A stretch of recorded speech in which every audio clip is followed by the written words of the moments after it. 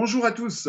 Alors aujourd'hui, je reçois Joël Cavrivière qui va intervenir lors de notre congrès sur les médecines alternatives les 18 et 19 septembre.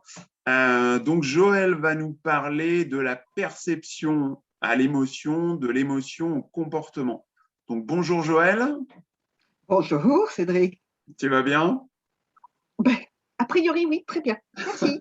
Et toi? Ça va, ça va. Donc, du coup, par rapport à cette intervention, j'aurais une première question à te poser. Donc, tu vas nous parler de perception d'émotion.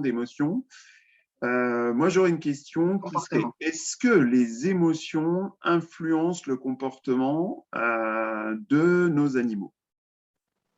Absolument. L'émotion est tout ce qui est à l'origine en fait du comportement.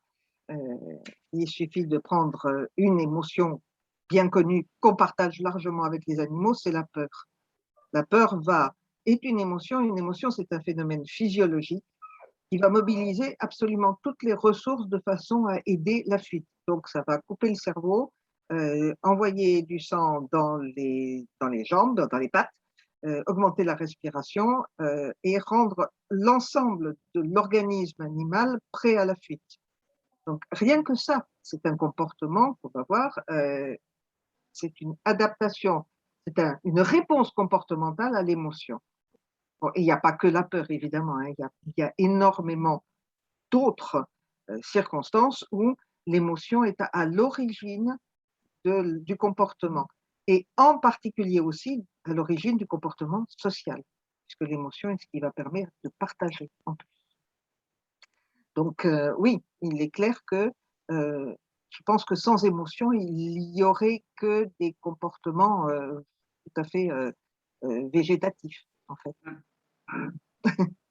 D'accord. Alors nous, en tant qu'humains, est-ce qu'il est facile pour nous d'interpréter les émotions de nos animaux? C'est trop facile de les interpréter, mais de les différencier, on peut effectivement comprendre parce que les émotions, d'abord nos cerveaux sont de structures très proches. Je parle des animaux supérieurs, donc effectivement, principalement du chien, chat, rat, etc. Leurs cerveaux sont organisés de façon très proche du nôtre. Et donc, on peut, par association, nommer des émotions.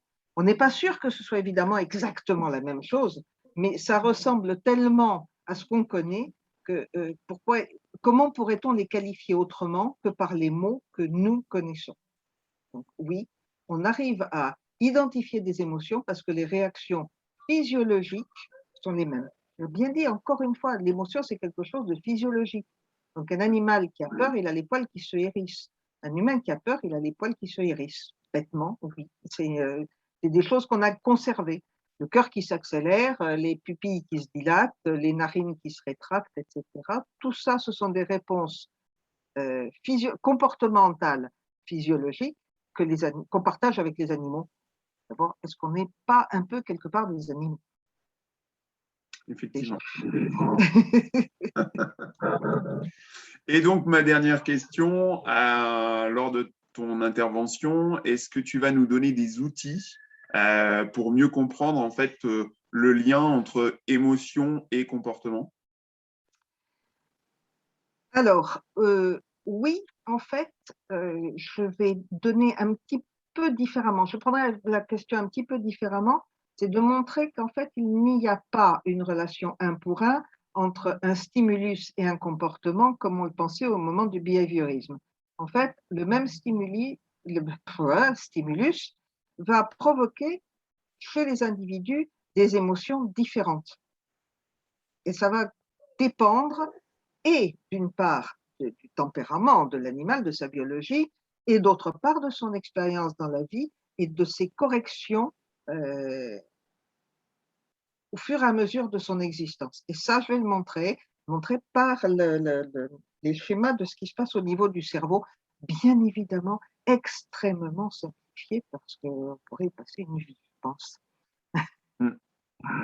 Donc, les outils, oui, c'est de la réflexion. Il y a une chose que je veux absolument rentrer dans cette chaîne de l'émotion au comportement, c'est aussi l'humeur. Mais ça, j'en parlerai sur le moment. C'est quand on n'est pas dans la même humeur, on n'éprouve pas forcément la même émotion pour la même chose. Et donc, le comportement en réponse peut être totalement différent. C'est pour ça qu'on ne peut pas dire un stimulus, c'est une réponse. C'était le behaviorisme, mais ça, c'est pas normal.